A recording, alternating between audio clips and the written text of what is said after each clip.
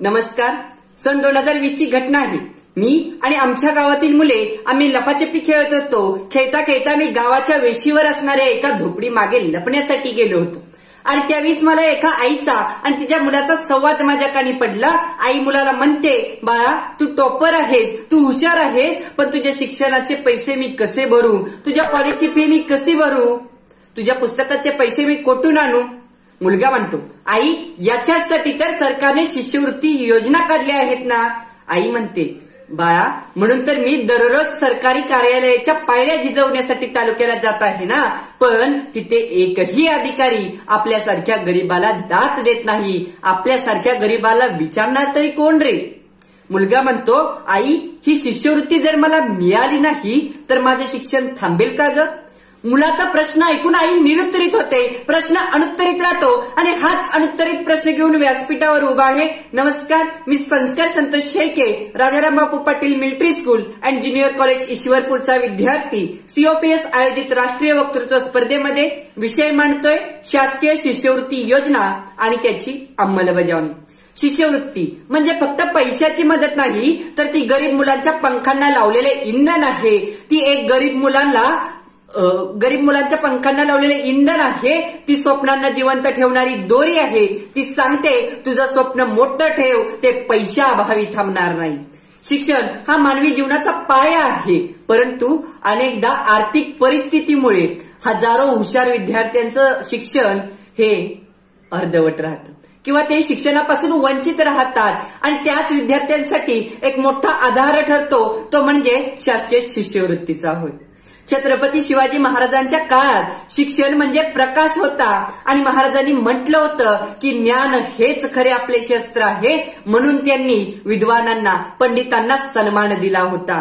पण आज त्याच आपल्या छत्रपती शिवाजी महाराजांच्या महाराष्ट्र भूमीत भारतभूमीमध्ये हजारो मुले शिष्यवृत्तीसाठी अर्ज करतात, लाखो मुले शिष्यवृत्तीसाठी अर्ज करतात. सबमिट सक्सेसफुली दाखवलं जातं, पण 1 रुपयाही त्या विद्यार्थ्यांच्या खात्यामध्ये जमा होत नाही. आणि त्यावेळेस असा प्रश्न निर्माण होतो की हेच का ते शिक्षणाचं स्वराज्य, हीच का ती भूमी छत्रपती शिवाजी महाराजांची, असा प्रश्न आपल्या पुढे निर्माण झाल्याशिवाय राहत नाही.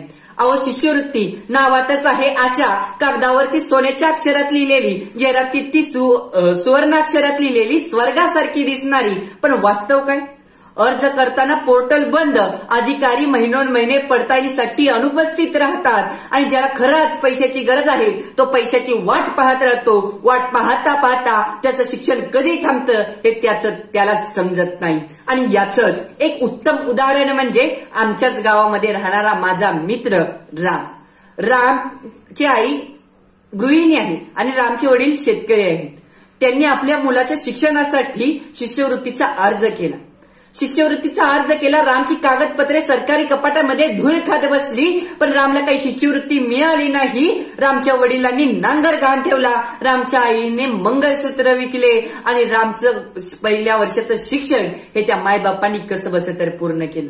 रामचं दुसऱ्या वर्षाचं शिक्षण हे पैशाअभावी थांबलं आणि राम आज आमच्या गावामध्ये नांगर चालवत आहे. जर आज रामला वेळेवर जर शिष्यवृत्ती मिळाली असती तर तो आज आमच्या गावामध्ये नांगर चालवताना मला दिसला नसता, तर तो आज मला आपल्या देशासाठी एखादी मशीन बनवताना दिसला असता, आपल्या देशासाठी एखादा शोध लावताना दिसला असता.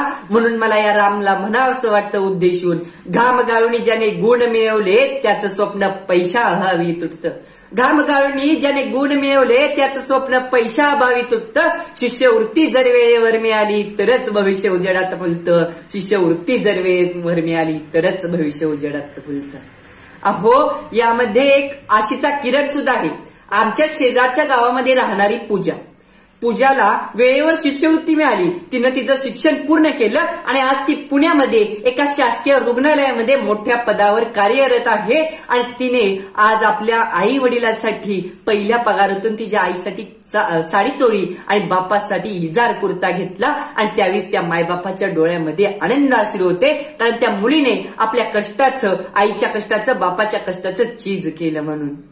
अहो, आज आपल्या भारत देशामध्ये लाखो विद्यार्थी ह्या शिष्यवृत्ती योजनेसाठी अर्ज करतात, पण त्यापैकी जवळपास 30% अर्ज हे पडताळणीत आणि 20% अर्ज हे तांत्रिक कारणाने अडकतात आणि त्यामुळे हजारो विद्यार्थ्यांचं शिक्षण हे अर्धवट राहतं. आणि त्याच हा फक्त आकडा नाही, हे आहे हजारो मायबापांच्या डोळ्यात पाणी आणणारं सत्य.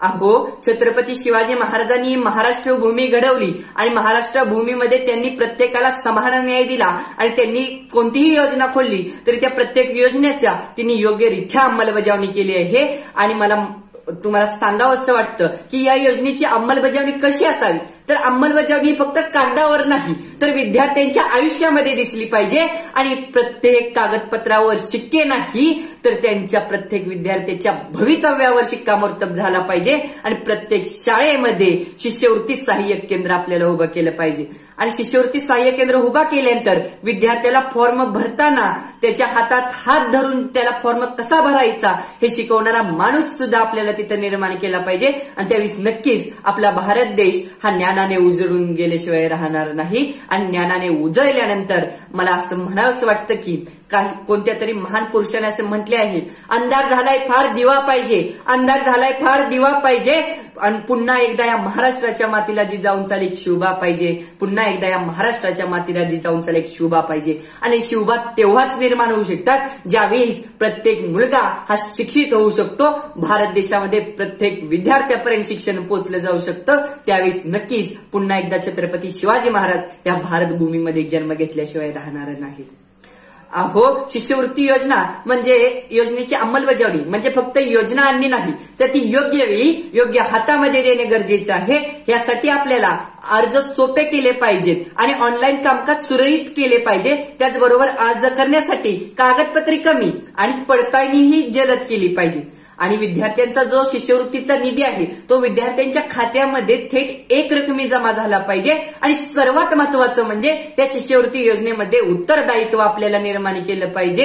कारण आपल्या देशाचं भविष्य अंधारात नेणाऱ्या बेजबाबदार अधिकाऱ्याला कठोरात कठोर शिक्षा देऊन त्याच्यावर योग्य ती कारवाई करणे आज गरजेचं आहे. आणि शेवटी जाताना आणि व्यासपीठाची रजा घेताना इतकंच सांगावंसं वाटतं, भारतीयांच्या नजरेमध्ये चळक आहे मृत्यूलाही कापवण्याची, भारतीयांच्या नजरेमध्ये चळक आहे मृत्यूलाही कापवण्याची, भारतीयांच्या मनगटामध्ये ताकद आहे सिंहाला कवेत घेण्याची, भारतीयांच्या मनगटामध्ये ताकद आहे सिंहाला कवेत घेण्याची. अरे पुन्हा एकदा आव्हान द्या आभाळाला लोळवण्याचं, अरे पुन्हा एकदा आव्हान द्या आभाळाला लोळवण्याचं.